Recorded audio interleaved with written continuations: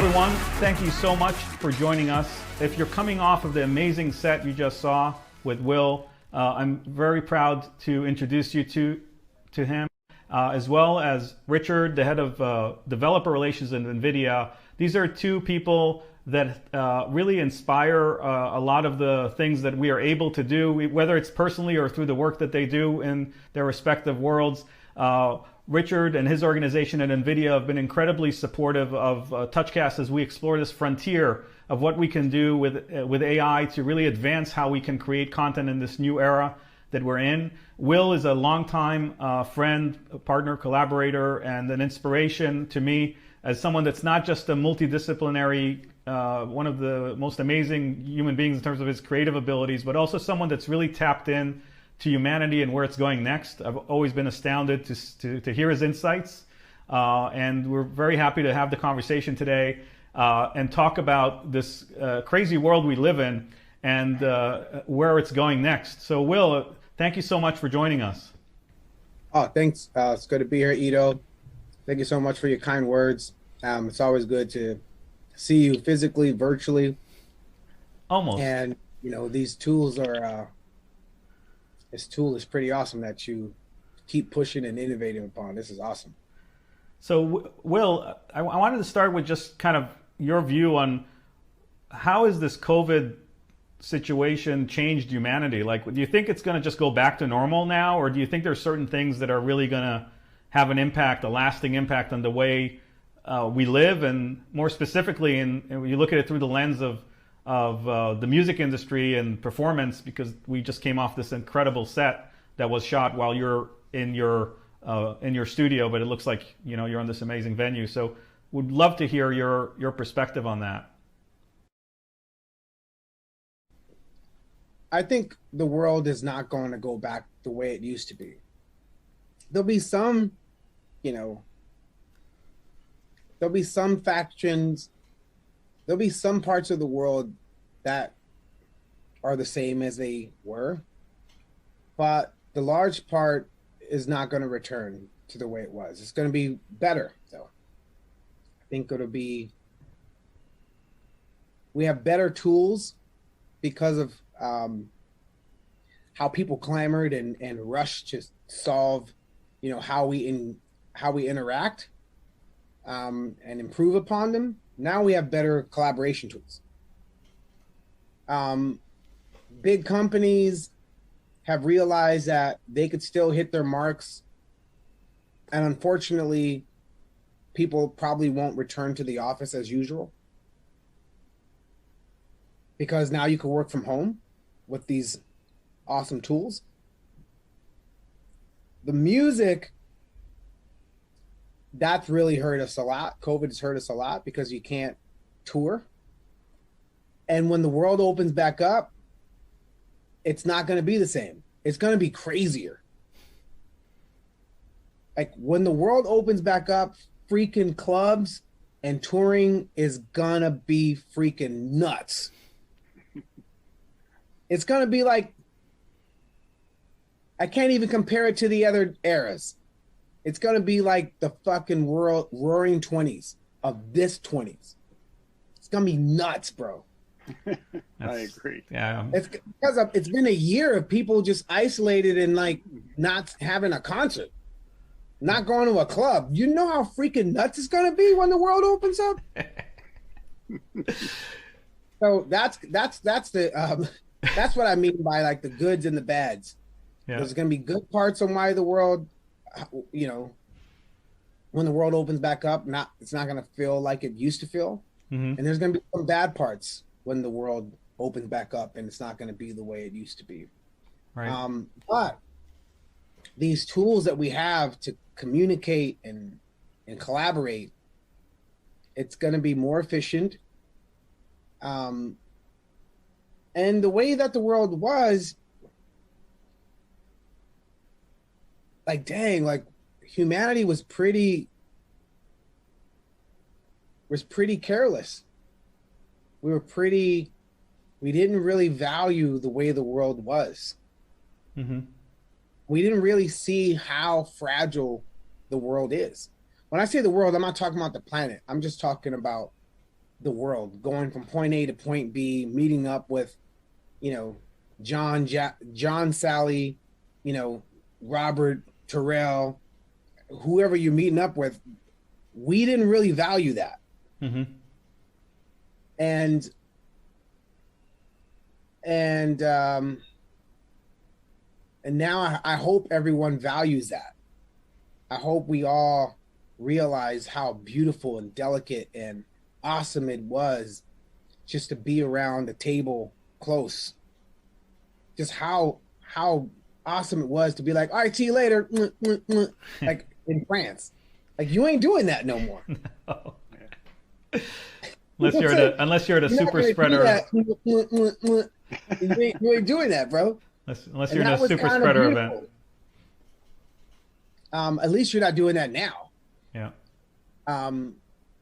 So, and I think VR, as much as I love VR, I thought VR was going to take off like crazy during COVID.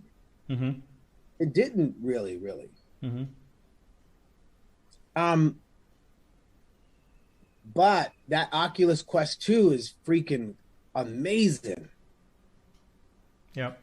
And I think now people are creating experiences. Like I played that boxing game in there.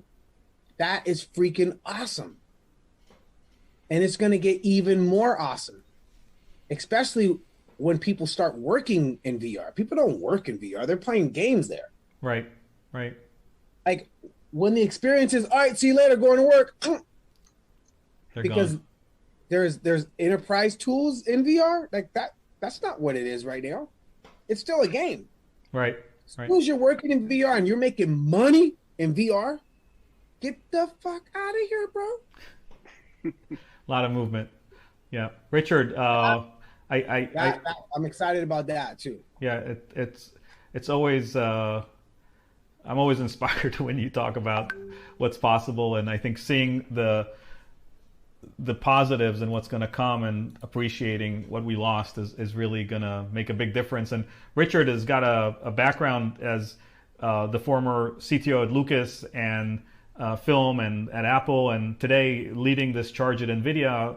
Richard, as a kind of a hybrid, also a rock photographer, and been on a lot of tours.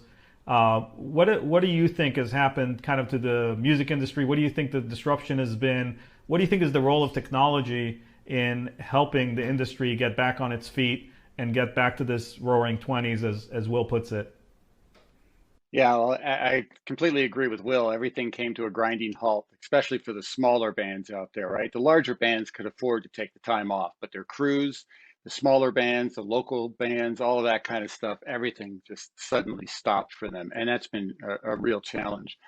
But to the good side that you were talking about, I think this has accelerated the metaverse, right? We're starting to see connected worlds come together where people are collaborating. And yes, primarily right now, it's a lot of the video conferencing and stuff, and you're seeing more and more stuff happen in the VR space. But we've got a platform that's been worked on and accelerated even more so this past year called Omniverse, which allows for real-time collaboration and real-time simulation anywhere in the world. And the beauty of that is we're seeing use cases in factories, in development, film development, game development, things like that. But where I get excited about this, as Will was saying, is what's the next generation? What's the good stuff that's going to come out of this? Well, think about bands that are going to be able to meet in this metaverse that have never met before, and they're going to be able to combine their talents from different parts of the world and jam and do so in a way that, we would have never heard that kind of music before if they hadn't met up in a club or met up physically somewhere. Now, I think we're going to start to see more and more opportunities for the global world to be much smaller and people to be able to get out online and collaborate and mix different types of sounds and stuff like that. So I think there's a positive element that comes from collaboration on that side of things. And then to Will's point, I think the people, once getting outside again and getting into the environment with people again, it is going to be crazy. But I think the mix of those two things is, there's good that's going to come from this. Yeah, I think the mix is really, for me, the interesting thing to think about, because really, from my perspective, COVID really accelerated a trend that was already there, but it accelerated by like 10 years. It's like people finally all realized that they can communicate without getting on a plane and sitting in a room together. And that has so many implications.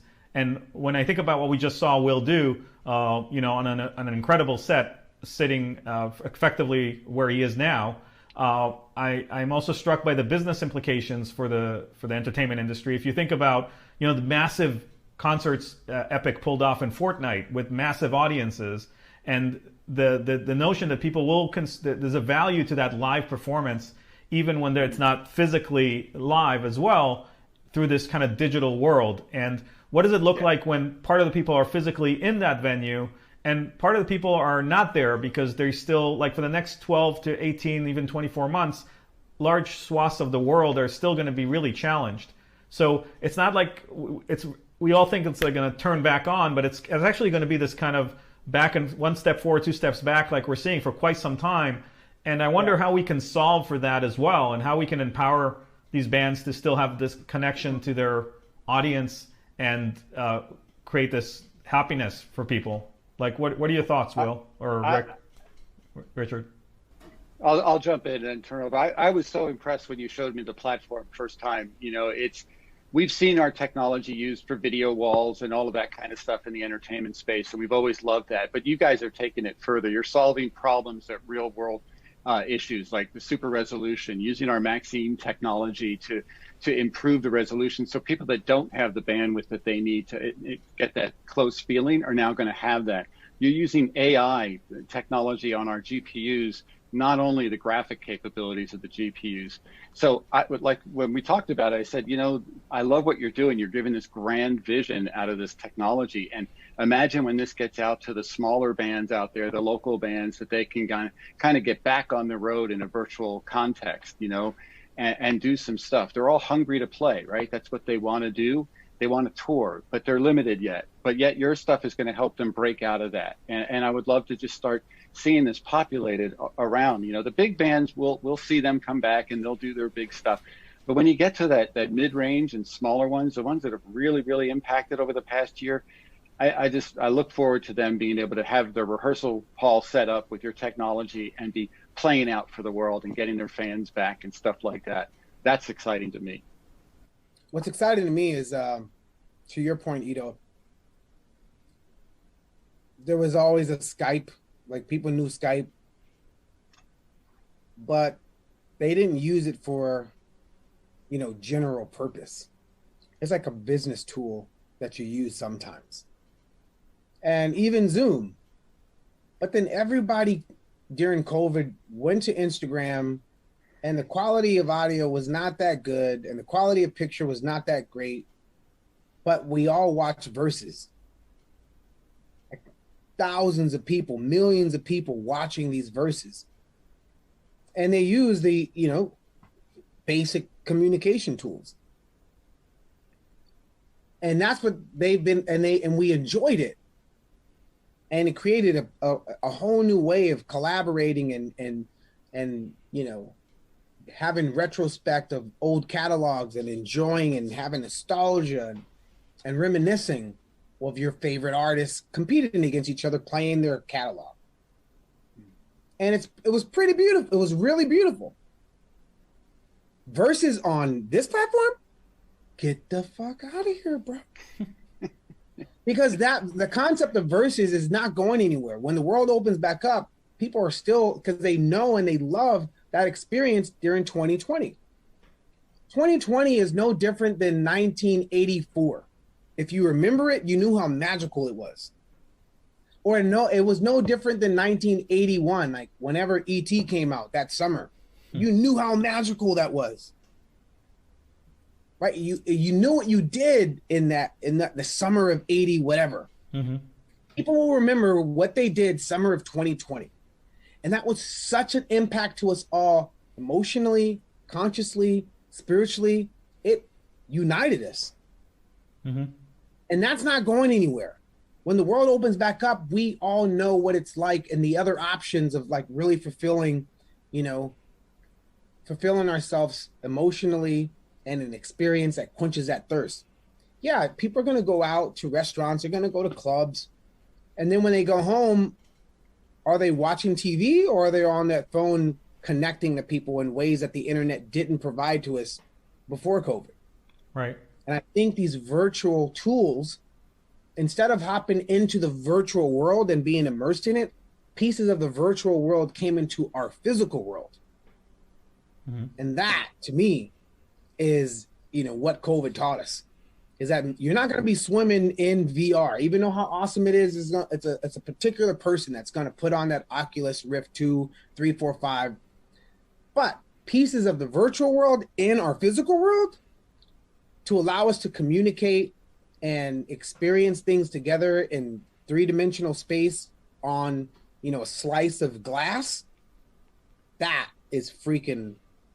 what I think COVID really taught us the most, is that we could really communicate, have true emotional experiences and connected experiences no matter where you are in the world.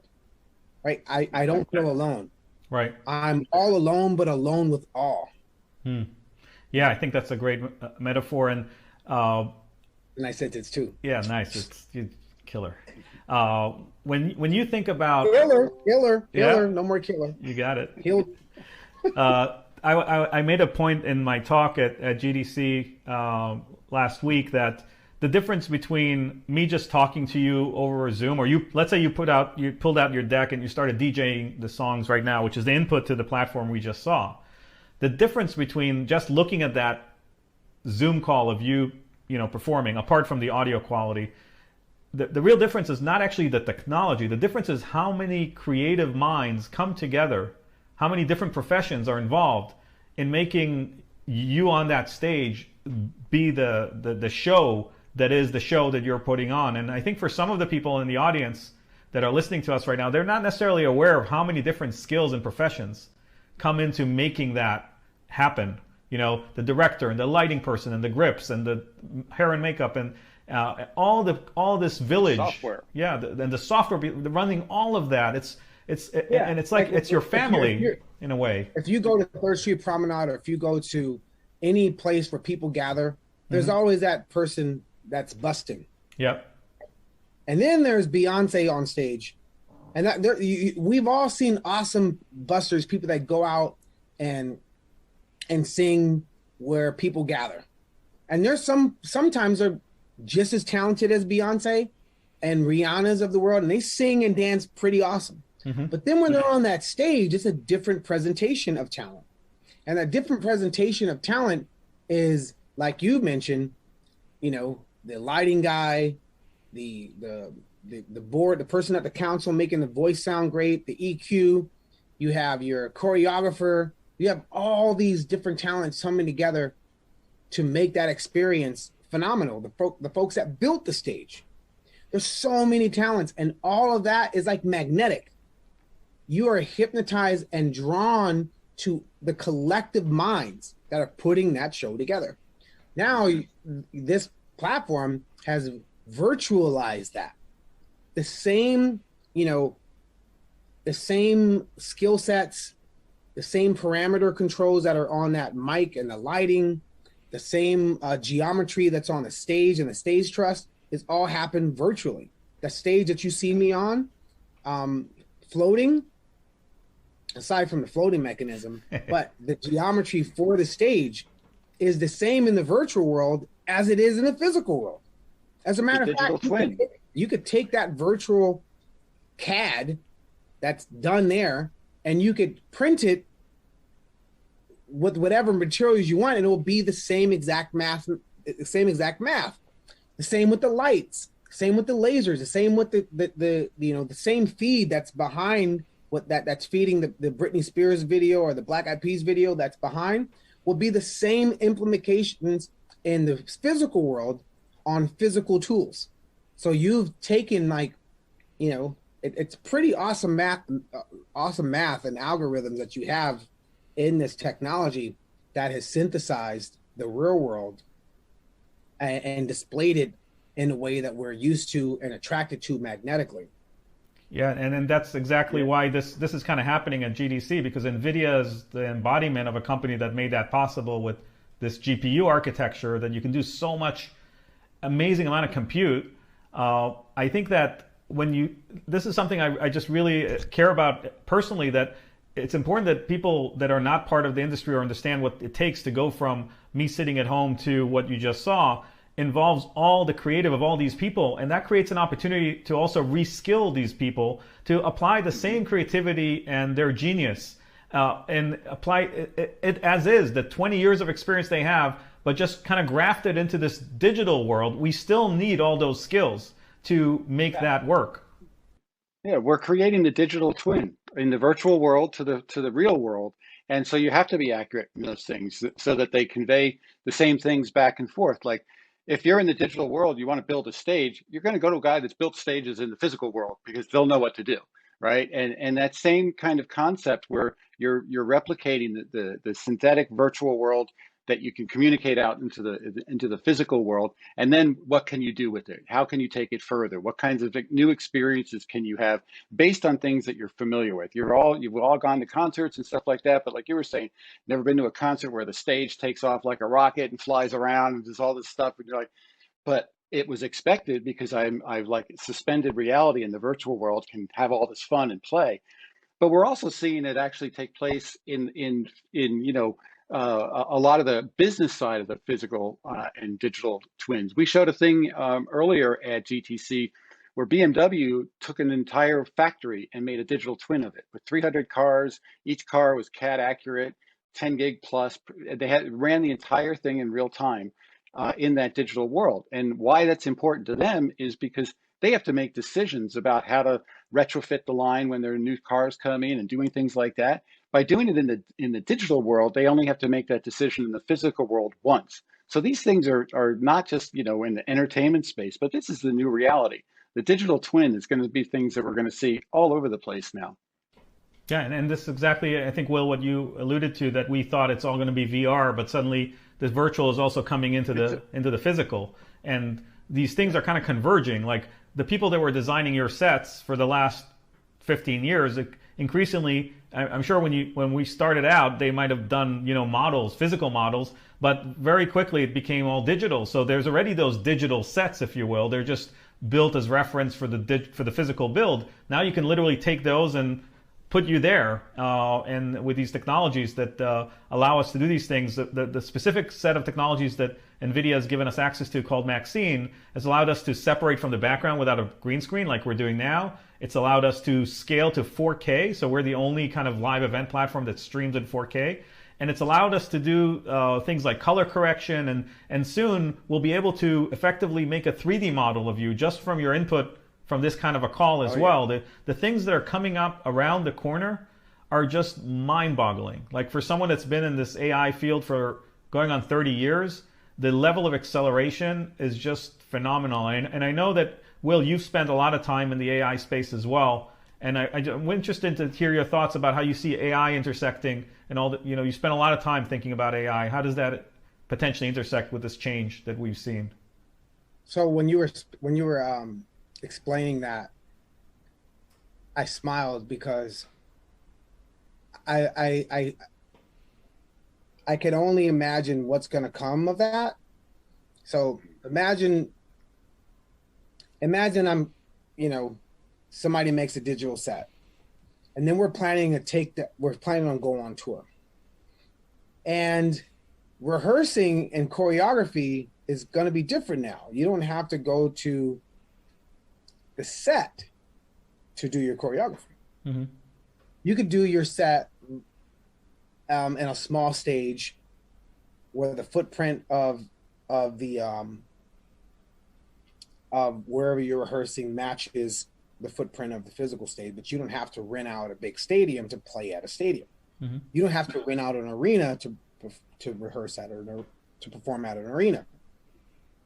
And so that means we're going to be on some green screen with some, XR screens to show us and simulate, what our moves are going to be. And then we're going to capture that. And then one day somebody is going to then take that capturing to promote their live tour.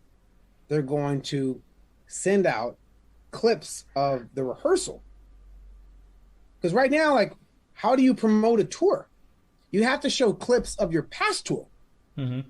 Then you have to show clips of your rehearsal, but never the real show. Right. Like everybody watching this right now, if you bought a ticket, they don't show you moments of the show. Right. They show you moments of past shows. But now in VR, with these tools, Bruno Mars is going to go on tour, and all the content gathered and the rehearsals gathered are going to create his trailer for his show. And the trailer from the show is going to come from the rehearsals, right? That's not the experience right now. Right now, we rehearse, and the rehearsal's a rehearsal, and it goes away. Right. And then you have your trailer or your promotion for your tour, and it's like I said, it's a accumulation of your past work. It's never the current stuff. Right. And by the way, you don't need a green screen anymore. That's part of the beauty of these neural networks. So yeah, I didn't even know that. Yeah. Boom. Don't so you don't even need a green screen anymore. So now then they're going to send that out, and I smiled because I automatically thought a fan's going to be like, this ain't like the trailer. It's going to be so like precise. It's going to be lit so well. It's going to be like, yeah, it's going to be so perfect. Right. They're going to judge the VR capturing right to the real thing. Yeah. You know what I mean? It's like yeah. no different than people that go on Instagram and have the filter on the face that looks perfect. Right. They're now hypnotized that they don't like their natural face anymore, which is a sad thing in society. Mm-hmm. Like without the filter, I'm not pretty. Mm-hmm. And so that same technology times a trillion is now going to be on physical 3-dimensional spaces with perfection. Yep. And if perfection and performance is what we strive for, that's the reason why we rehearse. Yep. Right? All these freaking movements, like all these things that we do. Now you can have AI models doing freaking choreography precise. Yep. Which I think improv and people that have the ability to just do magical stuff that's coming from the top of their conscious and it's not planned, that's going to be valued. Yeah. Because you're never going to be more precise than AI. You're never going to be more precise than a computer. And if you have natural wit, then that coupled with this technology of infinite connections, that is going to be the value. That's what people are going to want. That is the difference between the man and the machine. Yeah. Because you're not going to out calculate the calculator. You're not going to out freaking math the algorithm. But the algorithm can never be as intuitive, witty, spontaneous, ad hoc, coupled with art as me, or any other human out there. Yeah, and happy accidents. Yeah, right? Yeah, and I think Will, you more than many artists, or maybe definitely more than most, if not almost all of them, have an appreciation for the role that technology plays in enabling and empowering you as a performer. I'm not even talking about your career as an entrepreneur. You've always been on kind of the cutting edge of that. And of course, when you're on the Madison Square Garden stage, you're using a lot of technology there as well. So the extension of what more technologies you have to express your art form is an empowerment. It's not a replacement. And another tool. Yeah. And I remember it was because as you were saying that, in 2011, I think it was, before anybody knew what a VR headset was or AR headset was, me and Ito were going to Intel and dreaming up, we were dreaming up verbiage on what an app was to an iPhone, lenses are to VR. And we were dreaming up a lot of stuff because I was in the futurist department there, and we were plugged into the CEO, Paul Attinelli, and Deborah, the CMO. And we thought we were going to change the world with AR and VR because we were too early though. Yeah. We were too early, but Ito has stayed on, virtual spaces and, augmented tools. So, hats off, congratulations, salute. Thanks. This platform Thanks, is awesome. Will. But honestly, as creative as as we were, I couldn't have imagined where we are today. Like this transition to everything working through neural networks, including the 3D geometry, and like it's almost like when you were describing to us that the session where you're rehearsing and dancing. In my mind, I'm seeing what you're describing to me, right? Like when I describe something to you, you see it in your mind. That is this new technology. It's like it literally will take very little signal, like you here in this Zoom call, and turn it into something magnificent through a neural network. That is almost like when I tell you a story and you see it in your mind's eye. That is what these neural networks do. And like in our system, we're over 500 tensor teraflops on every frame. And you said 1 teraflop a few years ago, I would tell you, wow, you need a whole building. And now we're at this place where we can throw this crazy compute and show the future in a platform for like events, because it's not like every call we have the ability to do that. And that really opens up things that you see in research that are coming down the pike. Richard, what do you think is next? What are you seeing? Well, I think to Will's point, we're going to see digital doubles as a regular entity, and they'll be driven by all sorts of things, whether it's driven by the camera, driven by your voice. And to your point with the mixed reality, we'll see AR has become more commonplace, where it's a bit of VR and it's a bit of the world around you mixed together. And we just released a Cloud XR tool that's at GTC here that does just that. It takes our 3D graphics and mixes it in with the reality around you.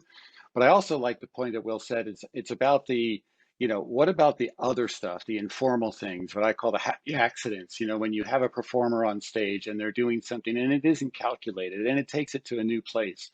I think that's going to become even more interesting, because the core stuff that you can get right all the time, that'll be cool. People love it. But it's really going to show off when you get those people that use that as a tool, but also do some other things that normally wouldn't have been as calculated. Right? You go see a show and it's all choreographed and perfect. It's like, yeah, that's great. It was the same way last night and stuff. But when you see it and they take it to new directions and every night is slightly different, that to me is exciting, because it always gives that air of uncertainty, unknown, and what's going to take place. And I think the mixture of those two things together is going to make it really exciting. And as I said before, the ability to work with people around the world, whether they're telling a story, singing a song, painting a picture, whatever it may be, the world just became a whole lot smaller this past year. And tools like this stuff is what's making that happen. Yes, I think that's really a great summary of what technology has done this year and what we have to look forward to. The digital twin, you can digital twin a live show and be in multiple places. I don't think people are just going to go to a show and just have some random camera there. Yeah. I think you're going to digital twin even when you're traveling, because you want to maximize. Yeah. And you want to compare. Now the whole world could compare last night from tonight, right? In the same ratio. I just going to YouTube and seeing a clip of it on a 2-dimensional scale I don't think that's tomorrow when you have tools like this. Yes, I think that's a great insight. So I want to really thank you both for taking the time to talk about this really incredible world we live in, and looking forward to the future. And thank you so much, both of you, for the work that you're doing, the inspiration, the love you put in the world, and giving us the empowerment to pursue building tools for amazing people to create these amazing experiences. So thank you so much. Thank you.